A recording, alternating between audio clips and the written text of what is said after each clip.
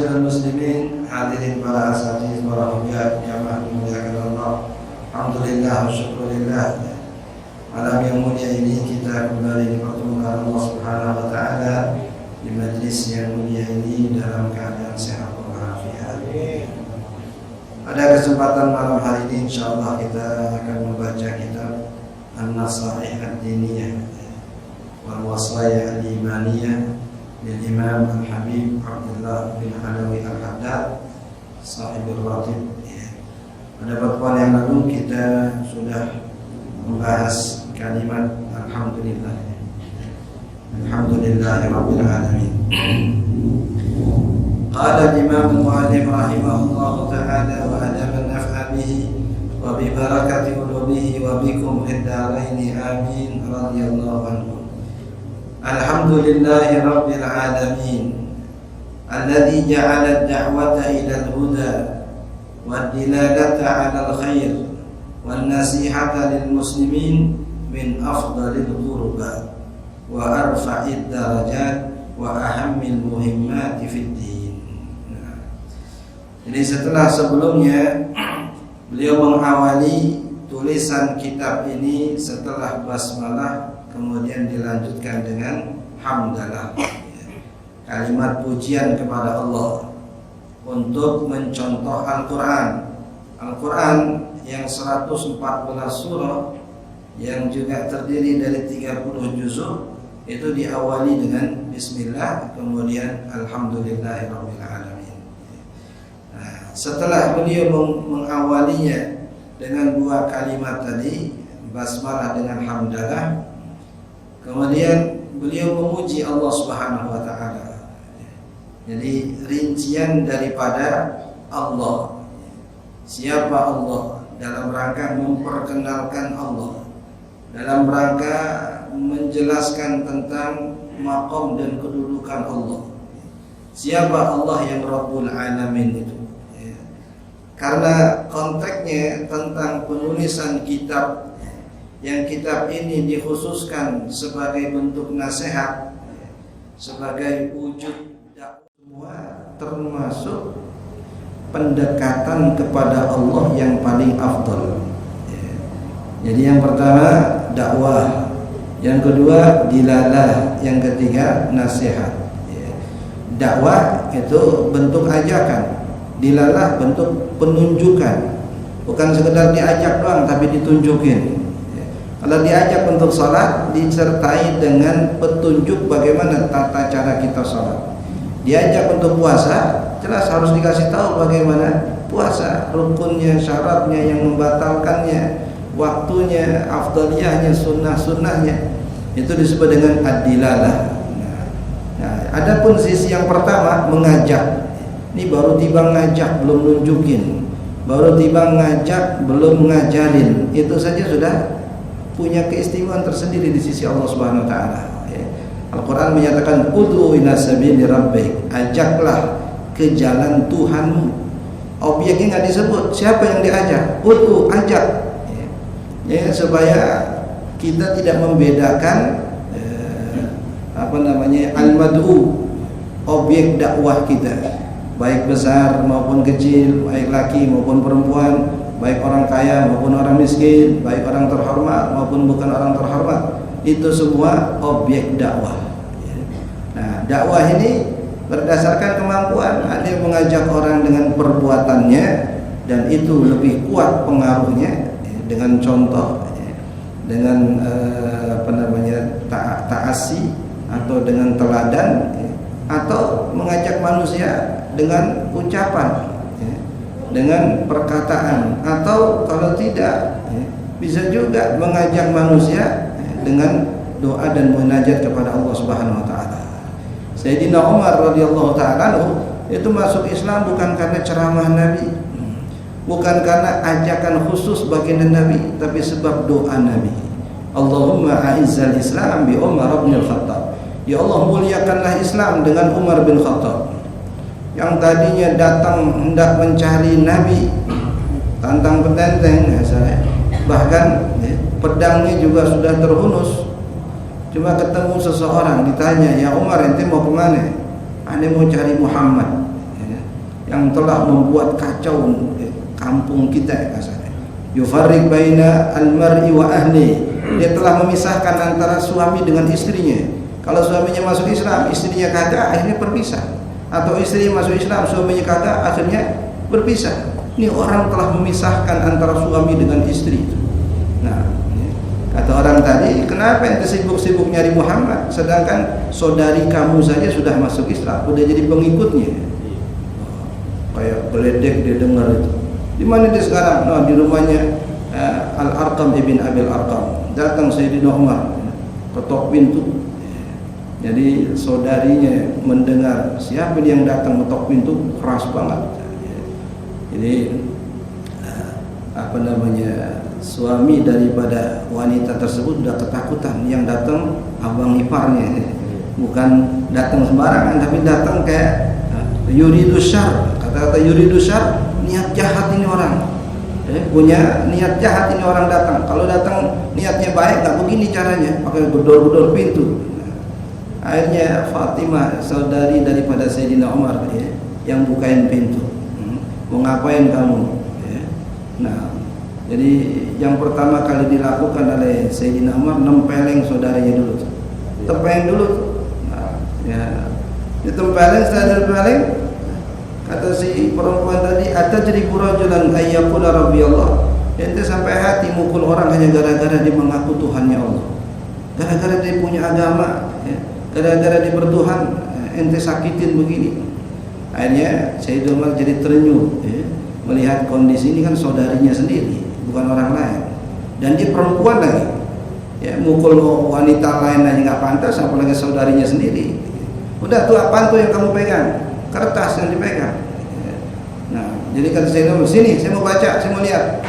Sayyidina Umar walaupun hidup di negeri yang mayoritasnya banyak ummatan ummiyah, orang nggak bisa baca, nggak bisa tulis, tapi beliau bisa baca, bisa tulis. Beliau salah seorang penulis wahyu di zaman Nabi SAW setelah masuk Islam.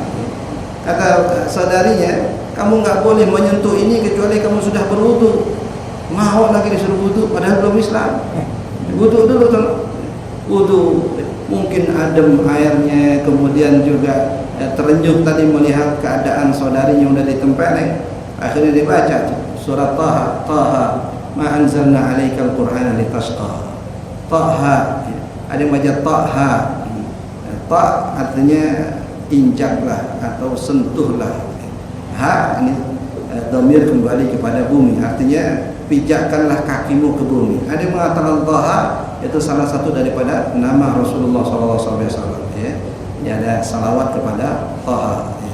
Nah, ada yang mengatakan Taha itu termasuk al-ahruful muqatta'ah, huruf-huruf yang terpisah satu dengan yang lainnya, yang hanya Allah yang tahu maknanya. Sama seperti alif lam mim, kita nggak tahu apa maknanya. Ada yang mengurai alif itu Allah, lam itu Jibril, mim itu Muhammad. Ya boleh-boleh saja, tapi nggak ada dalil khusus tentang arti daripada al-ahrufil muqatta'ah. Ada ulama mengatakan di antara hikmahnya supaya orang Arab tahu bahwa Al-Quran menggunakan bahasa Arab, yang bahasa Arab itu susunannya dari huruf-huruf yang kalian ketahui. Ya, ada alif, ada lam, ada mim, ada ta, ada ha. Ya. Sama seperti bahasa yang kalian gunakan. Tapi jangan kira kalian bisa menyusun seperti susunan Al-Quran. Jangan kira kalian bisa merangkai kata-kata seperti kata-kata Al-Quran, walaupun hurufnya sama dengan bahasa kalian. Itu mukjiz. Ya, makna mukjizat artinya menundukkan musuh untuk tidak bisa melakukan apa yang ditantang. Al-Quran nantang, coba bikin seperti Quran, dan mereka nggak bakal bisa. Bahkan kalau jin dan manusia berkolaborasi pengen bikin Quran, tandingan Quran, nggak bakal bisa. Maka disebut dengan mukjizat, artinya yang menundukkan lawan untuk bisa berbuat seperti apa yang dibuat. Nah, setelah membaca itu berubah sikap Sayyidina Umar yang tadi garang, yang tadi punya niat untuk menyakiti Rasulullah. Dia tanya, "Aina Muhammad?" Setelah baca itu, "Mana Muhammad?" "Ada di rumah si fulan." Maka Sayyidina Umar yang belum Islam saat itu kemudian mendatangi rumah yang ditunjukkan. Sama kayak tadi, ketok pintu. dalamnya ada Rasulullah SAW, ada Sayyidina Hamzah dan beberapa orang sahabat yang sudah masuk Islam. Saat ditanya, "Mani tarik, siapa yang tahu pintu?" Jawaban dari luar, Umar. Getar semuanya di dalam tuh. Karena mereka sudah punya asumsi kalau disebut aja nama Umar, mereka tahu siapa Umar, mereka tahu bagaimana karakter Sayyidina Umar. Bergetar semuanya. Kata Sayyidina Hamzah, "Ya Rasulullah, biar saya bukain pintu." Mau apa nih orang? Ini memang jagoannya nih Sayyidina Hamzah, ya, yang Nabi gelari sebagai Asadullah, singanya Allah, singa padang pasir. Kata Rasul SAW, enggak, kali ini aneh yang ada pemimpin begitu. Bukan saudara-saudara yang lain, dia di depan. Nah, ketika dibuka pintu, Rasul akhadha bitalabibi qamisi, Nabi cengkerem gitu. Ya, kerah bajunya. Kata Nabi, "Ama ana laka an tu'min?" Belumkah waktunya kamu beriman, ya Umar? Umar langsung jawab, "Asyhadu an la ilaha illallah wa asyhadu anna Muhammadar Rasulullah." Tanpa ceramah, ya, tanpa nasihat, tanpa ancaman, tanpa intimidasi, langsung masuk, pegang kerahnya Nabi, langsung masuk Islam. Setelah dia mengucapkan kalimat syahadat tadi, fakabbara ahlud dar, yang di dalam rumah semuanya takbir, Allahu Akbar. Bukan sekarang aja ada takbir, zaman dulu tidak ada takbir. Dan apakah Nabi perintah takbir? Spontan, ya, sebagai ungkapan al-ikbar. Al-ikbarnya membesarkan satu perkara yang mulia. Ini Umar masuk Islam, bukan orang biasa nih. Kalau yang lain masuk Islam, ya walaupun disyukuri, tapi andilnya atau perannya tidak sebesar peran masuk Islamnya Sayyidina Umar radhiyallahu anhu. Ya, ini ajakan kepada Islam, ya. Tidak melalui nasihat, tidak melalui ancaman, tapi melalui doa Rasulullah SAW. Allahumma a'izzal Islam bi Umar bin Khattab. Ya. Riwayat lain mengatakan di samping Sayyidina Umar, Rasul juga doain Amr bin Hisham. Amr bin Hisham nama lain daripada Abu Jahal. Tapi dalam rangkaian doanya Nabi memberi pilihan, seakan-akan memberi pilihan kepada Allah. Allahumma a'izzal Islam bi ahabbil umaraini ilaika. Ya Allah, agungkanlah, muliakanlah Islam dengan salah satu daripada dua Umar. Ini Umar ada dua nih, Umar bin Khattab dengan Amr bin Hisham alias Abu Jahal. Salah satunya dah, ya, ini kan kayak nawar gitu. Kalau enggak dua-duanya, salah satunya dah. Ternyata Allah memilih Sayyidina Umar radhiyallahu anhu, karena wala sawfa yu'tika rabbuka fatarda. Karena setelah Nabi mendoakan dua orang itu atau salah satu dari dua orang itu, kemudian Nabi doain Sayyidina Umar bin Khattab secara khusus. Allahumma a'izzal Islam bi Umar bin Khattab. Ya Allah, muliakanlah Islam dengan Umar. Sayyidina Abu Bakar sudah masuk Islam, Sayyidina Ali sudah masuk Islam, Sayyidatina Khadijah, Sayyidina Bilal, tapi belum ada yang kayak Sayyidina Umar. Dan Islam perlu kayak Sayyidina Umar. Yang dermawan seperti Sayyidina Utsman sudah ada, duitnya kapan aja untuk agama siap. Yang lemah lembut seperti Sayyidina Abu Bakar sudah ada, yang dengan kelembutannya dari 10 orang yang dijamin surga, 6 masuk Islam di tangan Sayyidina Abu Bakar karena kelembutan beliau, karena kasih sayang beliau. Kata Nabi dalam hadis, arhamu ummati bi ummati Abu Bakrin. Umatku yang paling penyayang kepada umatku adalah Abu Bakar. Selain Rasulullah, kalau Rasulullah nggak ada tandingannya. Selain Rasulullah, arhamu ummati bi ummati Abu Bakrin. Tapi yang seperti Sayyidina Umar, yang dikenali oleh Nabi sebagai Al-Faruq, pemisah antara yang hak dan yang batil. Kenapa disebut pemisah? Karena sebelum Islamnya Sayyidina Umar, para sahabat ibadahnya sembunyi-sembunyi, harus pergi ke lembah, harus masuk ke dalam gua untuk ibadah, takut dengan orang-orang Quraisy.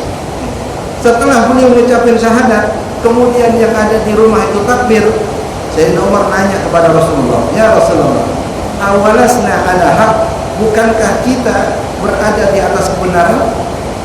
Bukankah kita ini benar nih orang-orang Islam?" Kata Nabi, "Na'am, iya." Kata Sayyidina Umar, "Kenapa kalau benar ngumpet-ngumpet? Kalau benar kita tunjukin supaya orang ngikutin kebenaran kita." Akhirnya beliau keluar dari rumah itu, bikin 2 sof. Sof yang pertama paling depan Sayyidina Umar, sof yang kedua paling depan Sayyidina Hamzah. Berjalan beriringan di belakangnya para sahabat, semuanya menuju Ka'bah. Mau ngapain? Mau sembahyang depan Ka'bah. parade nih, bukan parade militer nih, parade para sahabat. Sholat mereka depan Ka'bah, ngasih lihat kepada orang-orang Quraisy, nih kami udah masuk Islam. Ya, dulu mereka ngumpet-ngumpet, setelah ada Sayyidina Umar, ada pentolannya, kan begitu dari zaman dulu begitu. Perlu ada yang di depan seperti Sayyidina Umar, yang ngikut aja dah, yang ada Sayyidina Umar, dan memang nggak diganggu sama sekali. Ya, nggak ada yang mengganggu Sayyidina Umar bin Khattab radhiyallahu anhu. Ya, kalau mau ganggu resiko pilih jadi janda, anaknya jadi yatim, itu bahasa beliau. Siapa yang pengen istrinya jadi janda atau pengen anaknya jadi yatim, silahkan menghalang-halangi aku, baik dalam Islamnya maupun dalam perjalanan hijrahnya. Dikatakan orang yang hijrah secara terang-terangan itu Sayyidina Umar radhiyallahu anhu. Yang lain ngumpet-ngumpet, yang lain ngumpet-ngumpet sembunyi-sembunyi. Ini dakwah. Sayyidina Umar masuk Islam bukan karena nasihat, bukan karena ditakut-takutin, karena memang beliau justru jagoannya, tapi justru dengan sebab doa Rasulullah SAW. Sayyidina Abu Hurairah radhiyallahu anhu setelah beliau masuk Islam tahun ke-7 pada peristiwa Khaybar. Jadi ketika Nabi mengepung Yahudi di Khaybar, setelah kaum muslimin mendapatkan kemenangan, datang Sayyidina Abu Hurairah dengan beberapa orang dari kaumnya kemudian masuk Islam. Ya. Ini orang-orang atau beberapa orang ini ada yang nggak demen dengan kabilahnya Abu Hurairah, karena kabilahnya Abu Hurairah punya track record yang nggak baik. Ya.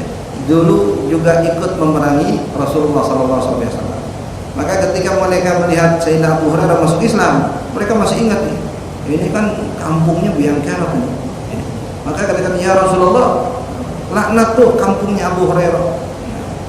Nabi SAW angkat tangan, asik nih, dilaknat nih, dikutuk nih. Abu Hurairah yang ketar-ketir, ya Allah, bagaimana kalau kaumku dikutuk walaupun mereka memang belum masuk Islam. Tapi Nabi SAW dalam rangkaian doanya katakan, Allahumma hdi Dausan, ya Allah beri hidayah kepada kaum Daus. Ayo semua berbondong-bondong masuk Islam. Itu Islamnya tadi bukan karena dakwah seseorang, tapi doa Rasulullah SAW. Ya. Nah ini ada, enggak semua mereka masuk Islam dengan sebab doa. Nabi nganggur kagak dakwah kalau doa semua jadi. Ya. Yang mau masuk Islam Quraisy semua masuk Islam sebenarnya kagak. Karena tadi al-akhdhu bil asbab, ya, untuk menjelaskan bahwa beraneka ragam cara dakwah. Ya. Dakwah dengan lisan, jalan, ya. Kemudian bangun di tengah kegelapan malam, sertai dengan doa, ya. Juga ditambah dengan amalan-amalan sunnah supaya hasil dari dakwah kita itu tepat sasaran, ya. Mereka ikut kepada apa yang kita ajak kepada kebaikan. Jadi ada yang diajak dengan doa, ada yang diajak dengan nasihat, ada yang diajak dengan dialog, ada bahkan yang diajak dengan iming-iming harta. Nggak apa-apa. Jadi nggak kita kasih stigma jelek. Ente mau masuk Islam supaya bisa nyari sumbangan. Kan ada orang ngaku-ngaku mualaf, kemudian nyari sumbangan masjid-masjid, kemudian kita langsung vonis misalkan. Jadi ada seorang datang kepada Rasulullah SAW. Ini orang Arabi. Arabi itu Arab dusun.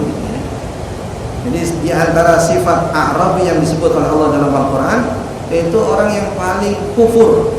Al-A'rabu asyaddu kufran wa nifaqa. Arab dusun itu lebih kufur dan lebih nifak. Karena mereka tinggal di kawasan jauh dari peradaban. Jauh dari peradaban, dusun, padang pasir. Ya, memang karakter tempat tinggal mereka keras, sehingga membentuk mereka juga jadi orang yang kasar. Nabi sering dikasari oleh Arab yang begini, walaupun mereka sudah masuk Islam. Yang kencing di masjid, ya, ujung-ujung main angkat aja kumisnya, main kencing aja di dalam masjid.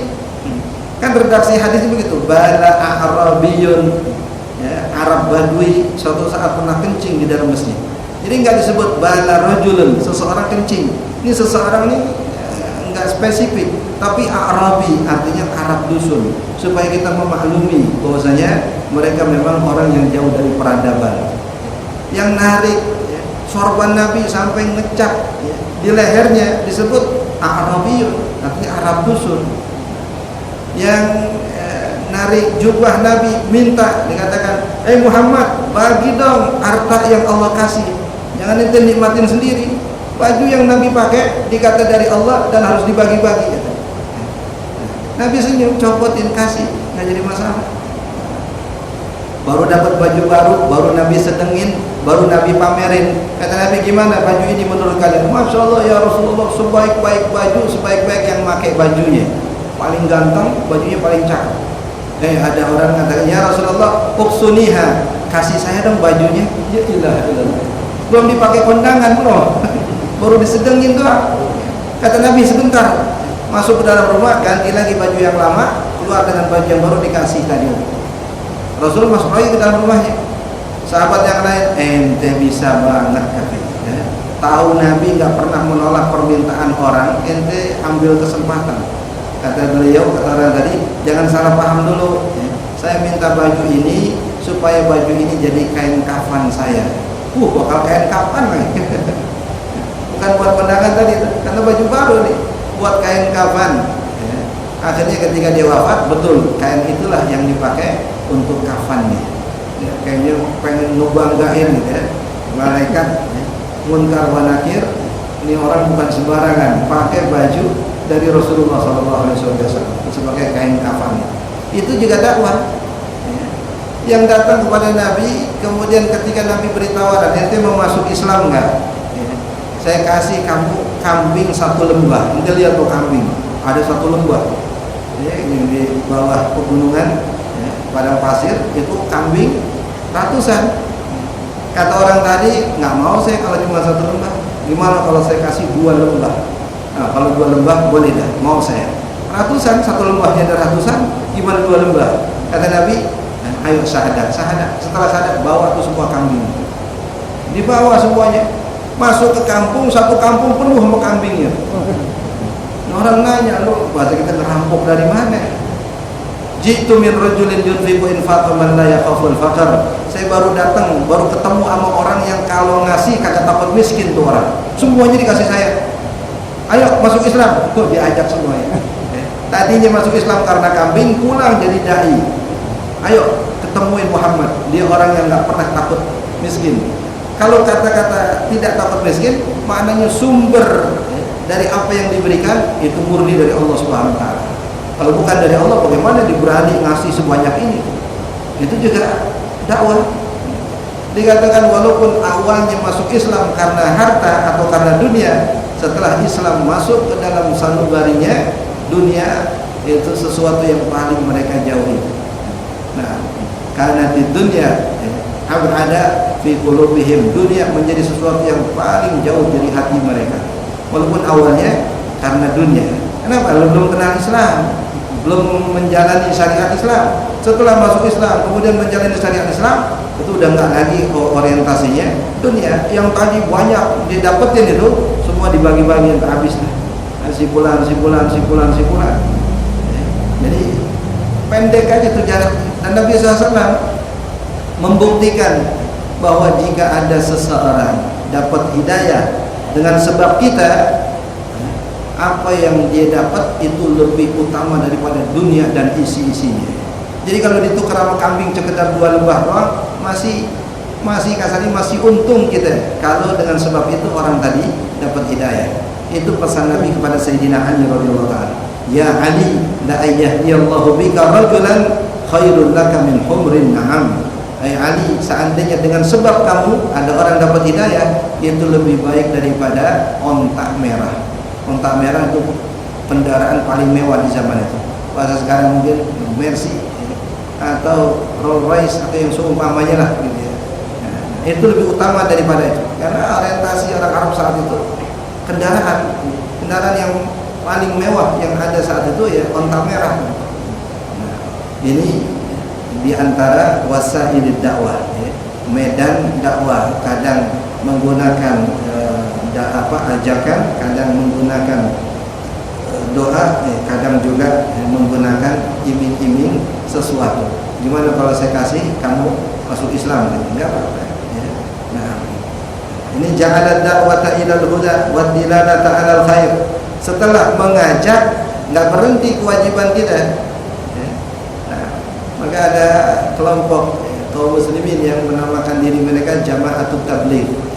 Itu tugasnya ngajak orang ke masjid. Ya. Jadi setelah ngajak orang ke masjid, ayo Pak ke masjid Pak, ayo Pak, setengah jam lagi waktu sholat Pak. Nah, kemudian mereka khususiat artinya kunjungan secara pribadi ke ulama-ulama. Didatengin tuh kiai, ini saya udah ngajak orang ke masjid. Tinggal kiai garap itu mau diapain tuh orang di masjid. Ya. Jangan udah digiring ke masjid, udah di masjid bingung mereka mau ngapain mau di sini. Ajarin mereka bagaimana sholat yang benar, ajarin mereka akidah yang benar, bagi-bagi tugas. Jadi mereka keluar ngajak orang ke masjid. Kemudian setelah orang itu ke masjid, ulama-ulamanya ngajarin mereka tentang ajaran Islam, kaifiat Islam. Setelah itu ambil tugas yang lain nih, ekonominya atau orang kayanya, ajak mereka nih usaha, kasih mereka nih lapangan pekerjaan. Nah, itu luar biasa. Sinergi antara semua unsur dalam masyarakat. Nggak semua ditanggung sendirian. Dia yang ngajak, dia yang ngajarin, dia yang ini, semuanya dia gitu kan. Nggak, ada tugas proporsional antara masing-masing pihak. Nah, ini yang kedua disebut dengan ad-dilalah, memberi petunjuk. Ya. Setelah diajar, diajarin, dituntun. Jadi selain mengajak itu adalah sebuah keistimewaan. Kata Allah Subhanahu wa taala dalam Al-Qur'an, "Wa man ahsanu qawlan mimman da'a ila Allah." Ada enggak yang lebih baik dari orang yang mengajak manusia ke jalan Allah? Enggak ada. Karena pertanyaan ini bukan untuk dijawab. Ini disebut dengan istifham inkari. Artinya enggak ada yang lebih baik dari orang yang mengajak kepada Allah. Karena mengajak kepada Allah berarti mengajak orang itu untuk meraih kebahagiaan, mengajak orang itu untuk mendapatkan kemuliaan. Kata Nabi ketika beliau dakwah kepada orang-orang Quraisy, kepada orang Arab, "Hei orang Arab, kalau kalian terima dakwahku ini, Allah akan berikan kemuliaan dunia dan akhirat kepada kalian. Bahkan kerajaan dunia akan Allah letakkan di bawah kaki kalian." Tapi mereka nggak mau menerima dakwah Nabi, justru memerangi Nabi.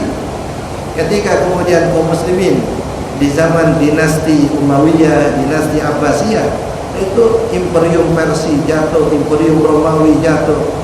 Kemudian mereka tunduk di bawah kekuasaan kaum muslimin sampai ke Andalus, sampai ke Spanyol, Islam saat itu. Kenapa? Allah muliakan mereka dengan Islam. Yang kalau di awal dakwah Nabi diterima oleh orang Quraisy, mereka tidak akan dapat kemuliaan tadi. Tapi mereka justru memerangi Rasulullah SAW. Ini pernyataan Al-Quran. Tidak ada yang lebih utama dari orang yang mengajak kepada Allah. Kalau orang yang mengajak kepada Allah, mengajak kepada kebahagiaan, mengajak kepada kemuliaan, dan utamanya mengajak kepada keabadian di dalam surga. Nah, maka Sayyidatuna Fatimah radhiyallahu anha ketika ayahanda beliau dinistakan, kemudian dilemparin kotoran, lagi sujud ditimpain kotoran. Nah, salah jazur artinya isi perut kontak. Kalau di Arab isi perut nggak dipakai. Kalau kita masih ada yang pakai isi perut. Di sana nggak dibuang salah jazur itu. Kebanyakan kambing, kebanyakan kontak. Jadi makan daging-dagingnya aja. Oh, badannya kotor-kotor. Kita makan usus, makan letter. Salah jazur itu diambil oleh Utbah bin Utaibah itu, kemudian ditimpakan ke atas Rasul yang sedang sujud. Nabi nggak bangun, diem aja sampai datang Sayyidatuna Fatimah. Disingkirin oleh Fatimah, kemudian Nabi angkat sujud beliau, kemudian setelah salam Nabi tunjuk satu-satu. Ente sebut namanya. Semua yang Nabi sebut itu mati dalam perang Badar. Semuanya yang disebut oleh Rasulullah SAW. Jadi kata Fatimah, apakah perlakuan seperti ini yang kalian lakukan kepada ayahandaku, padahal ia mengajak kalian kepada keselamatan, ia mengajak kalian kepada surganya Allah Subhanahu wa taala. Begini imbalannya, begini balasannya. Yang kalau kalian tidak terima ajakannya, itu sudah cukup. Kenapa justru dibalas begini? Orang yang ngajak kepada surga, orang yang banyak kepada kemuliaan. Nah, ini yang pertama disebut dengan ajakan, namanya dakwah. Yang kedua disebut dengan dilalah, memberi petunjuk, memberi arahan. Dalam hadis Nabi sabdakan, ad-dallu 'alal khair kafa'ili. Orang yang menunjukkan kepada kebaikan seperti melakukan kebaikan itu. Seperti melakukan kebaikan itu. Sebanyak orang yang melakukannya, sebanyak itu juga pahalanya kembali kepada yang ngajak. Jadi bapak-bapak pengen dapat pahala haji, pengen dapat pahala umroh setiap hari, pengen ya. Bukan dapat tiket umrohnya atau bukan dapat umroh gratisnya. Kalau dapat umroh gratis kemudian kita kerjain, belum tentu sempurna ibadah kita. Ini nggak pakai pergi ke Mekah, nggak pakai ngeluarin ongkos, nggak pakai ngabisin waktu yang panjang, duduk habis sholat subuh, zikir hingga matahari terbit, kemudian sholat 2 rakaat dapat pahala haji sempurna.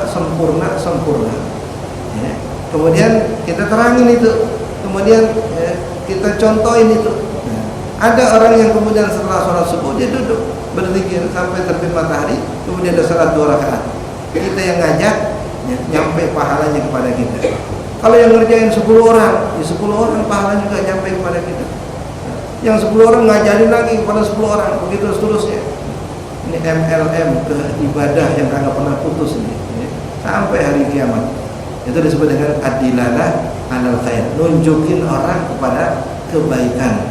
Nah, ini kebaikan secara umum, jelasin tentang keutamaan sedekah. Ayo Pak Ibu, kita menyisihkan sebagian rezeki kita, misalkan pahalanya besar, anugerah dari Allah kepada kita besar. Kemudian ada yang tergerak, lalu dengan sebab nasihat kita tadi dia menjalankan, maka pahalanya juga akan kembali kepada kita yang mengajak. Karena Nabi SAW mencontohkan dalam prakteknya. Ada seorang sahabat datang, ya Rasulullah, ihmilni, kasih saya kendaraan, saya mau ikut perang. Saya miskin, nggak punya kendaraan, nggak punya kuda, nggak punya onta. Kata Nabi SAW, inilah ajid ma ahmiluka alaih. Saya udah nggak punya kendaraan untuk saya pinjemin kepada kamu untuk berperang. Tapi saya dengar-dengar tetangga ini, si fulan ini, dia udah nyiapin itu kudanya, dia udah nyiapin bekalnya, tapi ketika dekat-dekat mau perang ini dia sakit.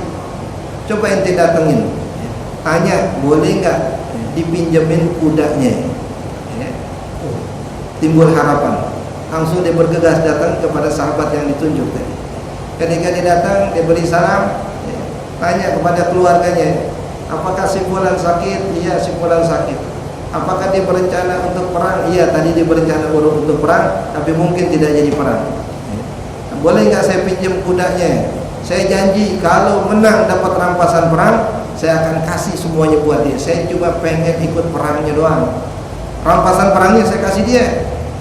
Jadi jangan pikirin saya mau ikut perang supaya dapat rampasan perang. Nggak, saya kasih dia jatah saya tadi. Kata orang tadi kepada istrinya, kasih kuda yang sudah saya siapin, kasih juga bekal yang sudah saya siapin. Ada korma, ada itu, kasih dia itu semuanya. Pedang, ya, itu dia nggak punya pedang, kasih pedang perlengkapan itu.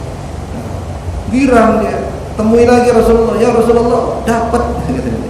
Kata Nabi SAW, hadis tadi, ada 'alal khair kafa'ili, yang nunjukin kebaikan dapat pahala seperti pahala orang yang mengerjakan kebaikan. Nabi cuma nunjukin, no, di sono kali dia. Bukan Nabi yang minjemin, tapi Nabi dapat pahala seperti minjemin orang yang memerlukannya tadi. Setelah selesai perang, dapat rampasan perang, dia datang lagi kepada orang tadi, fulan, ini kudanya saya balikin, ini rampasan perang saya hadiahin. Kata orang tadi, demi Allah ketika saya ngasih kamu, tak ada niatan saya ngambil balik apa yang sudah kasih, ambil semuanya. Rampasan perang ente ambil, kuda juga ente ambil. Biar besok-besok kalau mau perang nggak pakai minjem lagi. Allah. Begitu tuh, ya, yang satu punya niat baik, baru sekedar niat baik Allah kasih kemudahan luar biasa. Nah ini yang kadang susah, niat baik tadi. Kadang-kadang dari awal udah nyerah duluan. Ya gerimis gue gak ngaji dah. Udah nyerah duluan. Tapi kalau niat baik, Allah kasih jalan keluar, Allah kasih kemudahan yang luar biasa. Ini disebut dengan ad-dilalah 'alal khair.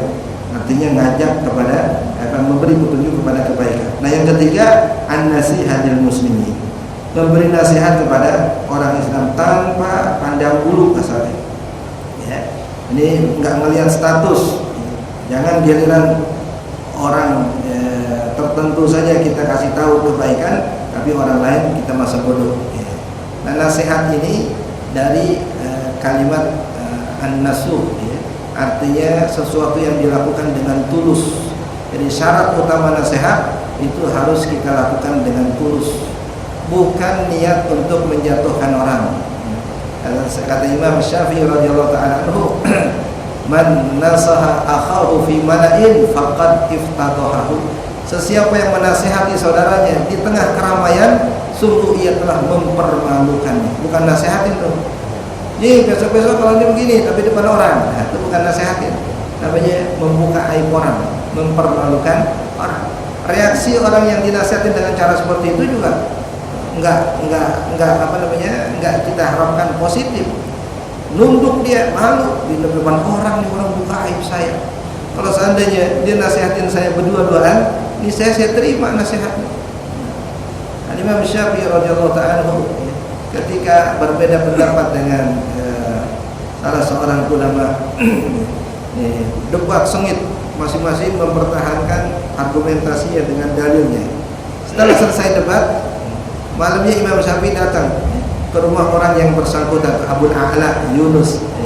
Jadi assalamualaikum, waalaikumsalam. Masya Allah, Imam Syafi'i datang mengunjungi orang yang tadi debat kasarnya, debat habis-habisan gitu.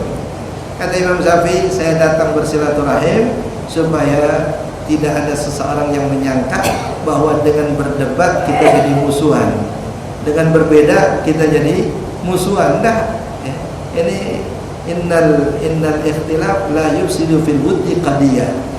Perbedaan pendapat tidak boleh merusak persaudaraan. Ini kata-kata udah diucapin dari zaman Imam Syafi'i. Perbedaan pendapat tidak boleh merusak persaudaraan, tidak boleh merusak apalagi persahabatan. Nah, itu dada besar para ulama. Dada mereka lebar untuk menerima perbedaan dan juga lebar untuk memaafkan atau mentolerir orang yang berbeda pendapat dengan mereka. Ini disebut dengan nasihat.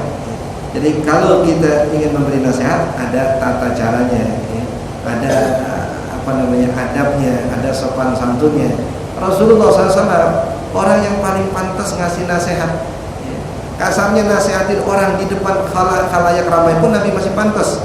Ya memang diutus untuk benerin orang, diutus untuk memberi hidayah kepada orang, tapi tetap Nabi nggak pernah nyebut nama orang ketika ingin menasihati orang di tengah keramaian. Nabi katakan mabadu aqwamin. Kenapa ada orang yang begini disebutin itu, tapi nggak disebutin orangnya. Yang merasa pun ketika mengaku merasa, ya Rasulullah, ka'annaka ta'nina, kayaknya Tuhan bermaksud kami ini, kami yang Tuhan maksud. Nabi nggak jawab iya, nggak jawab enggak. Nabi ulangi lagi, ada orang yang begini. Ya kalau ente merasa, ya alhamdulillah. Tapi nggak harus pakai nentuin siapa sipulan-sipulan. Nggak pakai sebut, apalagi namanya diganti dengan unsur pendiskreditan, unsur penghinaan, ya. Diplesetin namanya jadi jelek misalkan, atau diganti namanya jadi ejekan. Nah, ini bukan ajaran Islam. Sibabul muslimi fusuq wa qitaluhu kufur, ya. Mencaci maki seorang muslim, siapapun dia, muslim asalkan dia muslim, ya. Mau pejabat mau bukan pejabat asalkan dia muslim, mencaci makinya fusuq, perbuatan fasik, waliyadzubillah. Dan susahnya minta maafnya susah, ya. Kalau berbuat dosa kepada Allah, ya kita istighfar, ya. Wasilahnya banyak itu. Kita melakukan kebaikan menghapus kejahatan kita. Tapi kalau dosa kepada manusia, syarat taubatnya, salah satu dari rukun taubat yang 4, harus minta maaf langsung kepada orangnya. Ya, kalaupun ada pengecualian, kalau ente takut mudarat buat diri ente. Kalau kita kasih tahu yang ngomongin ente selama ini aneh misalnya, bakal digaplok kita, bakal disakitin kita, nah udah nggak jadi masalah. Pengecualian, kita doain yang kita sakiti dengan doa yang kita berharap udah menutupi kesalahan kita. Ya. Ini nih kayaknya kesalahan saya sama dia berat banget. Ya udah doain sebanyak-banyaknya, nggak berhenti sampai kita yakin doa kita sudah menutupi kesalahan kita. Atau kita sedekah dan sedekahnya kita niatin pahalanya buat orang yang kita sakitin. Berapa nominalnya? Jadi sesuai dengan kadar kesalahan kita. berat banget kesalahannya, banyakin sedekahnya, 1 juta ke 2 juta kan ya. Nah, dan pahalanya untuk almarhum fulan, bukan pahalanya untuk si fulan ya, karena si fulan telah nyakitin misalkan. Ini nggak perlu tafsil, nggak perlu rincian ya, jadi sekedar kita sedekah ya, baik orang tahu maupun orang tidak tahu, tapi kita yang tahu apa yang kita niatin, nah itu kepentingan orang yang kita sakitin. Nah itu saja yang bisa menutupi kesalahan kita kepada orang lain kalau ada pertimbangan kita nggak mau minta maaf kepadanya ya, karena kita takut ya, bisa makin runyam ya, mereka bisa makin runyam. Kalau kita minta maaf bisa makin runyam. Suami kalau jujur-jujur banget sama istri bakal bercerai misalkan, atau istri jujur sama suami bakal bercerai. Ini bukan urusan dosa besar, fahisyah, bukan urusan perselingkuhan gini-gini, enggak. Ini urusan mungkin hal yang kecil tapi bisa bikin ribut. Jadi ya kita tutupin tadi dengan kebaikan yang kita tujukan kepada orang yang kita sakiti.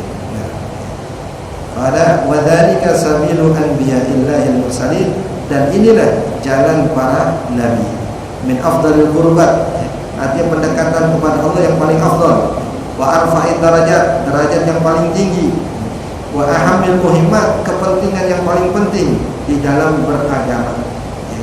Dan ini kata beliau adalah jalan para anbiya. Maka sebagaimana mereka menempuh jalan ini dengan penuh cobaan dan tantangan, pun ketika kita memilih jalan ini pasti juga perlu penuh cobaan dan tantangan. Itu resiko, resiko. Wa auliya'illahi shalihin wal ulama'il amilin ar-rasikhina fil ilmi wal yaqin. Setelah ini baru penjelasan tentang selawat kepada Rasulullah SAW.